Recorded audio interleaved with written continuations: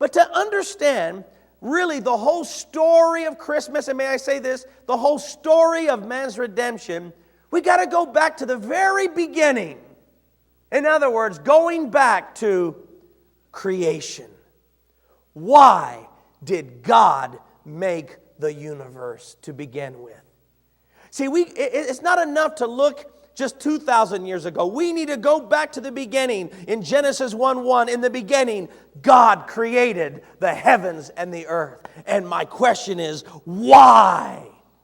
Why did He make the universe? Can I tell you the reason why He made the billions of galaxies with billions of stars in each galaxy? Can I tell you there's one reason why God made an entire universe? And how many of y'all know it's huge? It's bigger than the eye, than the mind can even fathom. I don't know if we realize how huge this universe is. And the question is why? Here's the reason. Isaiah 45:18. For this is what the Lord says, He who created the heavens, He is God. He who fashioned and made the earth, He founded it. He did not create it to be empty, but formed it to be inhabited, He says. And I am the Lord, and there is no other. You know what God is saying? He created the heavens for the earth.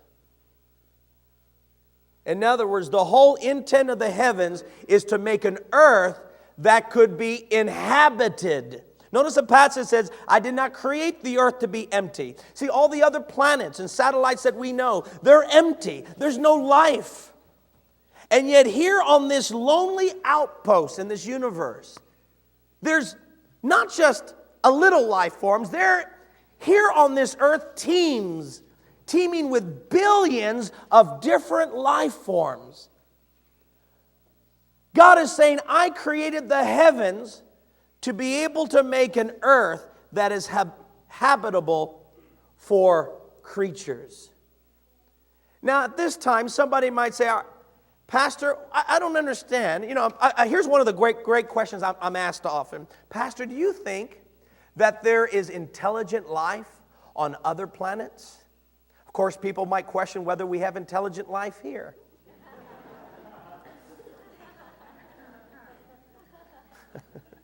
And the more we look at humanity, we start to wonder, how smart are we really? But come on, let's be honest. As far as we know, this is pretty intelligent. This is more intelligent than we know anywhere else.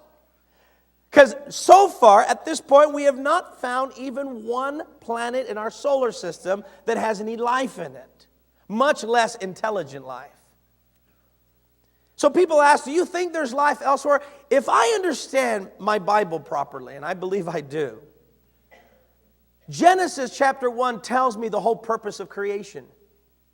It tells us that in the beginning God created the heavens and the earth. In other words, the heavens and the earth. The heavens speak of the entire universe, and He says, and the earth. And when I look at it, I see that God is bringing life on the earth. First, the life creatures of the seas, the plants on the ground, the animals, and then finally He crowns it at the very end and makes man. So if I understand it right, God made the moon to give us light, the sun to give us light. In other words, the stars to give light to the planet, to us. In other words, this is incredible to think, but it's true that God made the entire universe for this one planet. So somebody might say to me, but Pastor, why such a huge universe for just a small planet? Well, for those who know something about astronomy, biology, anthropology, then you understand something about this universe and this earth. You realize for there to be the elements that we consider necessary for life, which is carbon, nitrogen, and oxygen, for there to be these elements necessary for life, God must have made the whole big universe, because without the huge universe, there's not a possibility of life on this earth. Let me say it this way. For the elements necessary for life, carbon, nitrogen, and oxygen, were not formed and available for use until after the first generation of stars has slowly cooked the simple elements of the Big Bang into the heavier elements. No life can be formed from hydrogen and helium alone. Do you understand? According to scientists, and this is what they know right now, and of course there's coming new knowledge, and then they readjust things and realize that they're not totally right in this. But at the beginning, at the beginning of creation, all we have is hydrogen and helium. That cannot produce life. But it takes hydrogen and helium to keep working together until they form carbon, nitrogen, and oxygen. And in other words, you have to have the first elements in order to make the other three important elements for life. In God's mind, it's real simple. Earth, the heavens were created in 7 days to God, because God counts it differently. What He wants us to know is the whole purpose of creation is to provide an earth that's habitable for creatures. So now we look at our earth and we see so many creatures, from creatures of the sea to creatures of the air to creatures of the ground. And we look and say, why all these living creatures? But I don't have to look too far in the Bible to find out the reason. Because when I get to Genesis, I find that God made man and woman and brought the animals to Him and said, they're here to serve you. So listen, God made all these creatures for us. How many of y'all like menudo? Thank God for the pig. You understand? Who likes a good, nice, juicy steak? Thank God for the cow. Anybody like some Greek food? Thank God for the lambs. In other words, and how many of y'all are just good old vegetarians? Thank God for the plants and the fruits. In other words, God made all of this for man. Wow.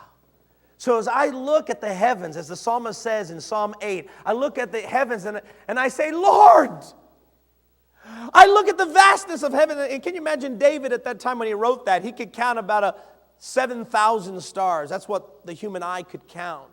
And he's thinking, wow, 7,000. Oh, how little did he know. It was teeming with billions, trillions. And he says, but what is man? What is the Son of Man that you seem to be focused on Him? You care for Him. And that's when David screams out, for thou hast given Him dominion. And in this vast universe, I realize man has the power of God to be able to create life, to shape life, to change life. And only man has that power.